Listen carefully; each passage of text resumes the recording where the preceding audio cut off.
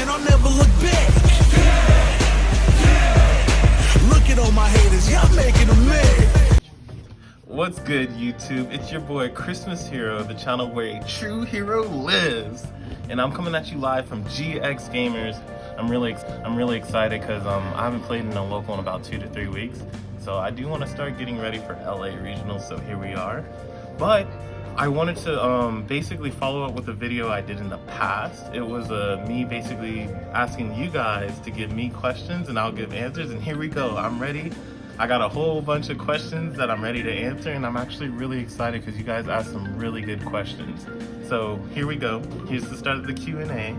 The first one foremost that I would like to address, the first question. I was asked, how do I feel about Malicious Bane in the format? Is he good? Oh my gosh, Malicious Bane, when I came back in the Yu-Gi-Oh, was one of the cards I love so much. He looks like Batman. Like, how can you not like him? In a board wipe Raigeki that can't be destroyed without a card effects, really, really good. I actually used him at YCS Pasadena when I got like 37. I know it's not fit. It was either 37 or 34, one of those. But I think he's actually a really solid card by himself. The only issue I had with him, I kept drawing the Dark Calling.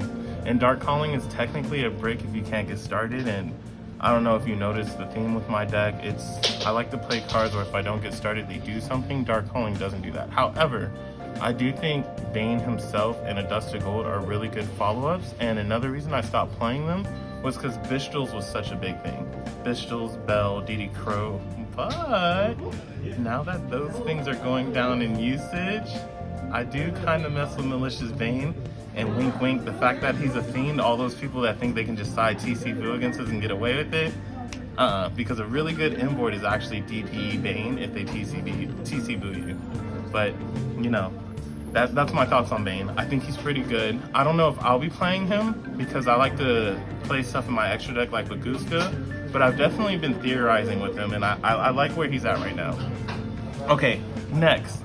I got also asked if I would do a combo video tutorial or deck profiles with other different versions of heroes like Neos and stuff.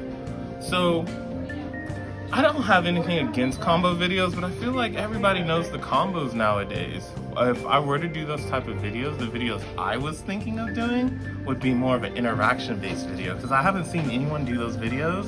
And me, when I play the game, I'm really big on interaction. I know the ironic thing because I play cards like Dark Law and Plasma, but as you guys saw in my feature match, I'm pretty good at interacting with the board and then setting up my floodgates. Not just like, I'm not one of those players who have to go first or have to have these. Like, I love being able to make my answers or layer my deck the way to solve problems. That's what heroes do, right? So I would make more of an interaction-based video, something like drawing a 5-card hand and showing you how I would approach it. So, incoming soon, hopefully.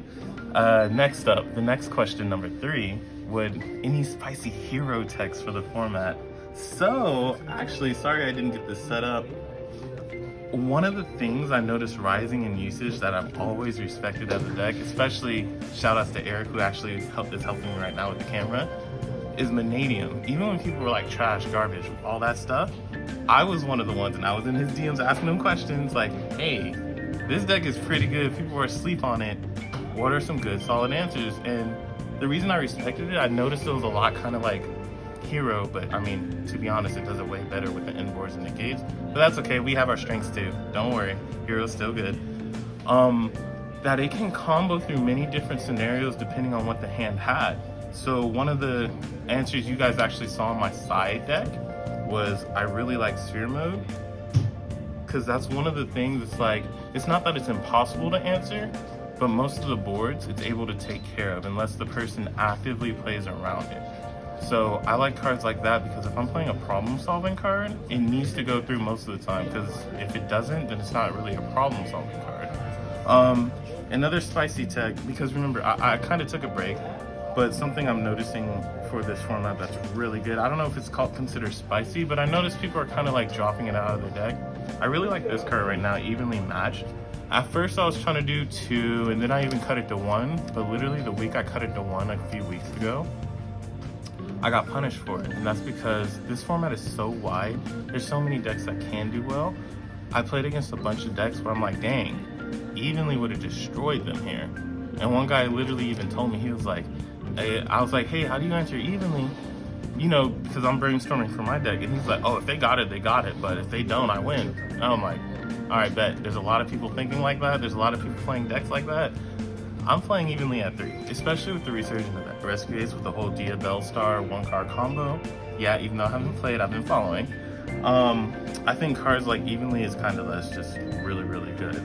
A spicy tech that I haven't implemented yet, but that I really, really like and I've been seeing is Spellbound, because a lot of people think Dark Angel's not that good right now, but the truth is Dark Angel is still good. He's just not brain dead like before where we summon it and we win.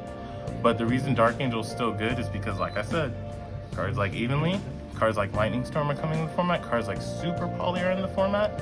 So even though people have more outs for them, Dark Angel makes people play in a way to where it streamlines their plays. So if you answer their linear line that Dark Angel forces them into, then you usually seal up the game. And that's why I've always liked Dark Angel, because he answers the answers to your board while making your opponent play a certain way. And I like cards like that. Okay, next question. Sorry if I'm going fast, y'all. I'm trying to get this video timer down, but hey, just hang in with me.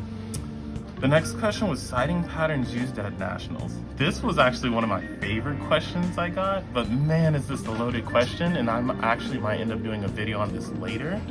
But I can tell you some of the things, for example, that I find are unique that I don't see most people doing. For example, stuff like Rivalry and Gozen are really, really good going second, unless they end on an Omni Negate board with 2 or more Omni Negates. However, as you guys noticed, not many decks are doing that throughout the past 3 formats. So, cards like Rivalry and Gozen are really good because a lot of people think you can't go second or first with those, but truth is, against some matchups, I do side it in going second. And one of the, but like, for example, if I know I'm going second, one of the cards I'll side out is Crosskeeper, because Crosskeeper is meant to be an extender of some sorts, but when going second, you generally want to side in cards that let you play the game or slow down the game to where you don't die on their follow-up 3rd turn, which I think Rivalry and Gozen does. So yeah, I take out cards like Crosskeeper.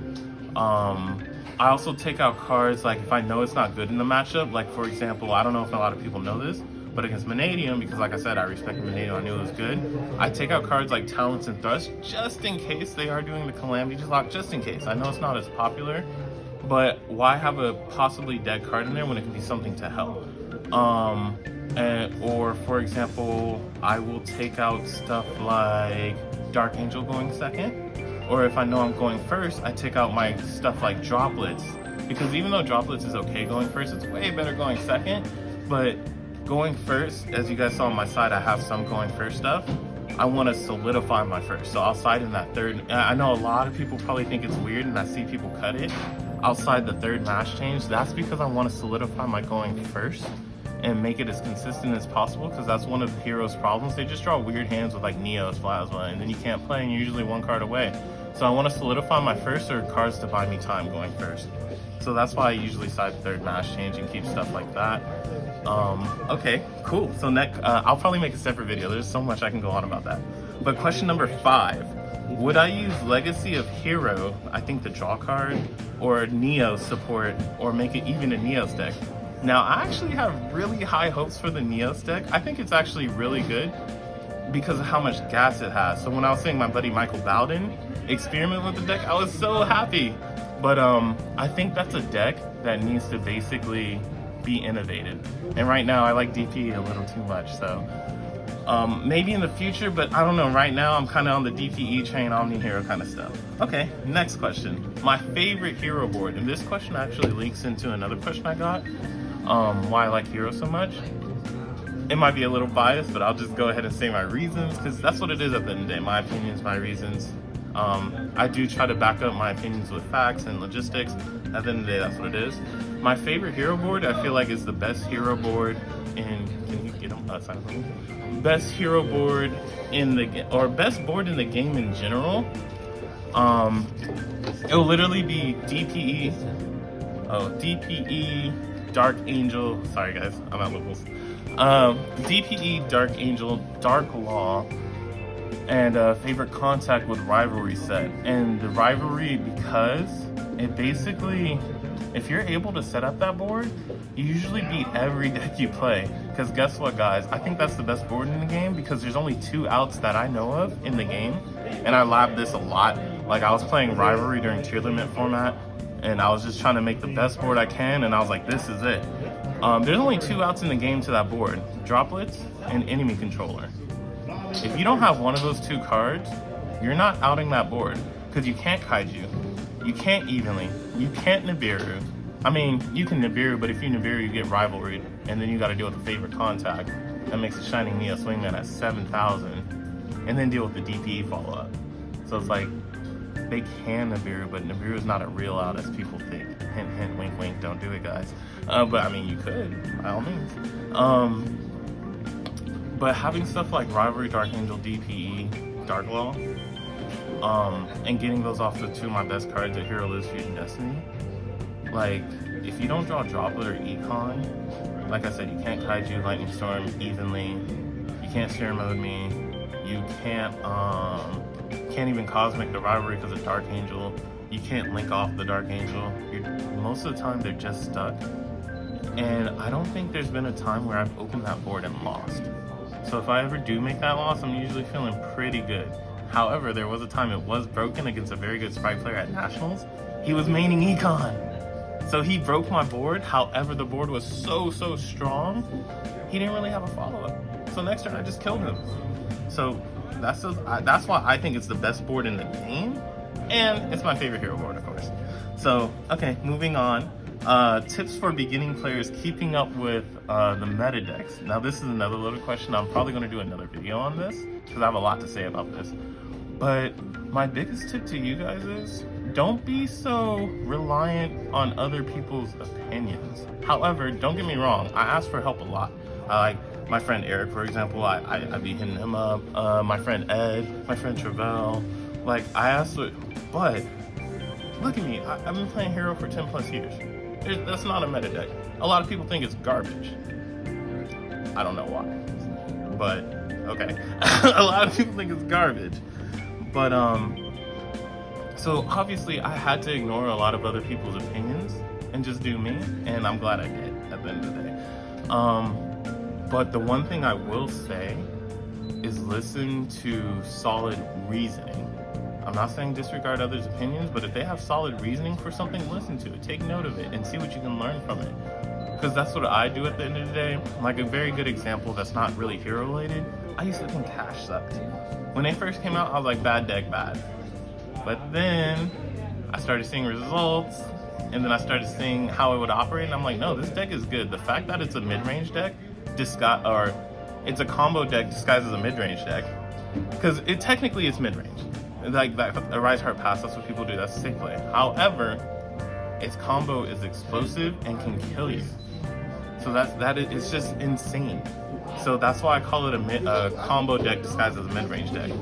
And then when I saw like Unicorn 1-card combo stuff, I was like, you know what? I have to admit, I was wrong. Cash is good.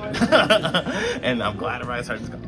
So that's my biggest advice to you guys. Like, don't be so hard up for other people's opinions. Don't be afraid to experiment, but also back up your opinions with solid reasonings. And when someone else gives solid reasonings, just listen. Listen and absorb as much as you can, because that's what this game is. So another question I got is deck played before discovering heroes. All right, guys. So the reason I like the meme with the Supreme King a lot is because, believe it or not, guys, and you can probably tell from my deck choices or tech choices, I was kind of a degenerate before I played heroes. The deck I started with was a Pyramid Turtle Skill Drain deck, and oh my god, I've hinted at it before, I love Skill Drain. A Hero Lives is my favorite card now, but my favorite card for the longest time was Skill Drain, so I played the Skill Drain beatdown deck, and Beast King Barbaros, shout outs to him, even though he's not that good anymore. I used to run a Beast King Barbaros deck, and that was my baby for like the longest. But as I grew as a player, I noticed decks like that are very hard to maximize their ceiling. Not saying they're bad, but trying to maximize their ceiling and the potential of playing out of scenarios is very, very limited. So even though I do like those decks, I like playing decks with a high ceiling like Hero. But don't get me wrong, I'm not saying like back row type decks can't have a ceiling, because I actually think Lab has a pretty high ceiling.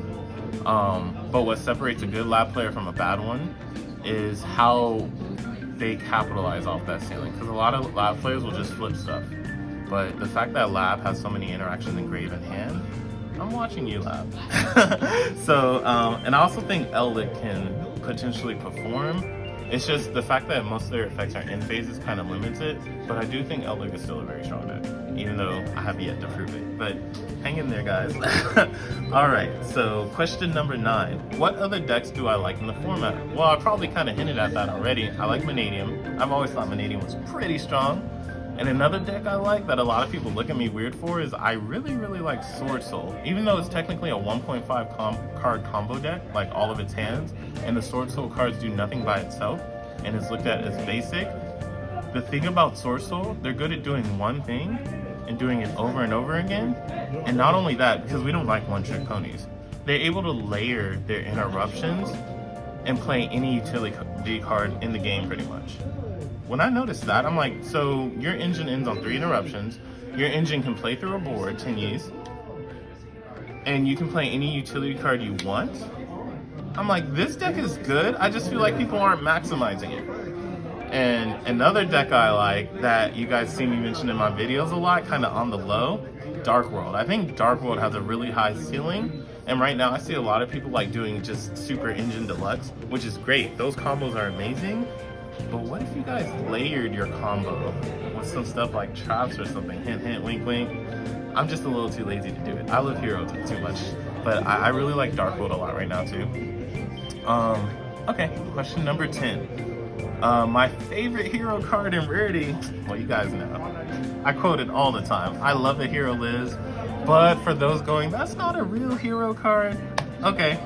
So my favorite all-time hero card in Rarity, it's a very random card, but it's Elemental Hero Tempest. And I wish I had the ulti. I'll probably get it one day.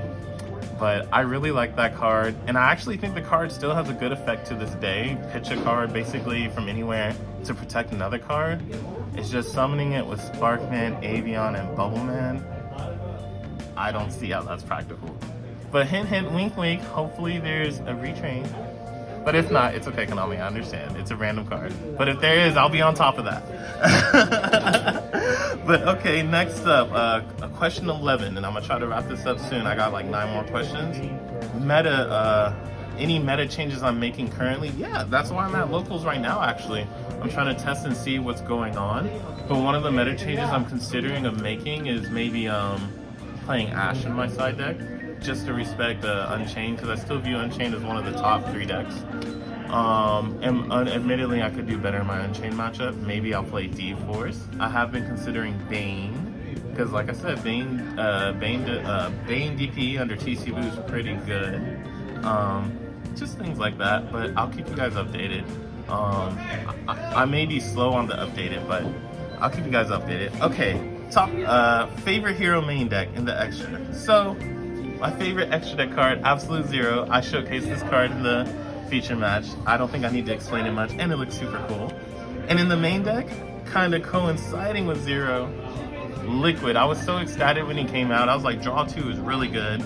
But some honorable mentions that you guys see me utilize. Of course, everybody loves Stratos.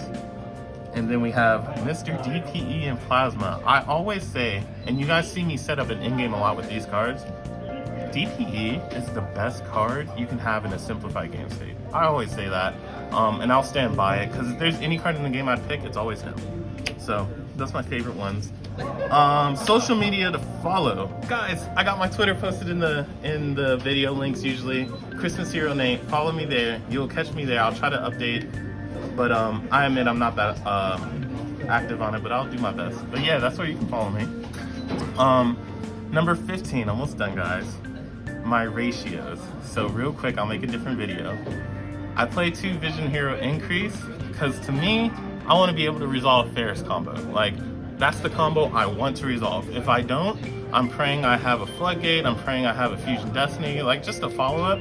But resolving Ferris is usually game. Ferris is ridiculous. So I play 2 Increase. I play 2 of cards that I don't want to see too much of unless I'm siding. And I'll probably make a separate video on this. So the last question, how many Dark Law? How do I feel about mass change? I think Dark Law is really strong right now, so I'm playing 2. Maybe that'll change, maybe that won't. And then, so I'm playing 2 mass change in main, 1 inside. But thank you guys so much. This is XmasHERO. This is the Q&A. I'm so glad I got to do it. I know I prolonged it too long. But hey, there will be more content coming soon, especially some of these questions. You guys asked really amazing questions. And hey, go ahead and keep asking questions down below and like, comment, subscribe if you like the content. Thanks guys, XmasHERO out.